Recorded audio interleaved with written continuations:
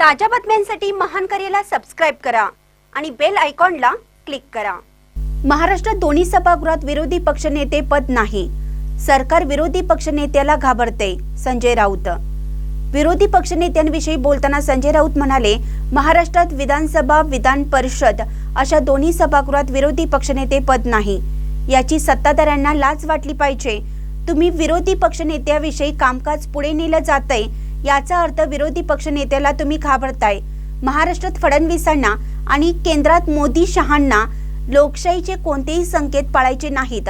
पाहूया संजय राऊत पुढे काय म्हणतात। ठीक आहे, सुरू करू हळूहळू जरा बोला बोला। सर, विधानसभेचं अधिवेशन सुरू आहे, प्रश्न चर्चेला यायला हवे, जे मुद्दे आहेत राज्यामध्ये ते फारसे मांडले जाताना दिसत नाही, अगदी विरोधकांकडनं सुद्धा। म्हणून मग बिबट्याच्या वेशामध्ये विधान भवनाच्या आवारात येणं, विधिमंडळाची गेल्या काही वर्षामध्ये सर्कस झाली आहे।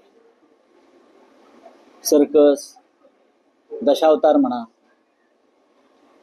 गांभीर्य संपलं विधिमंडळातल्या कामकाजाचं आणि पार्लमेंट मधल्या कामकाजाचं सुद्धा। संसदेमध्ये विरोधी पक्षनेते राहुल गांधी आणि प्रियंका गांधीमुळे संसदेमधल्या चर्चेमध्ये जान आहे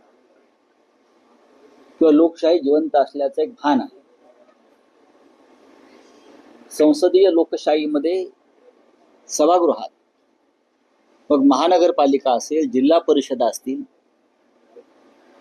नगरपालिका असतील, विधानसभा आणि संसदेमध्ये विरोधी पक्षनेता असणं ही लोकशाहीची गरज आहे, संविधानाची सुद्धा ती आवश्यकता आहे।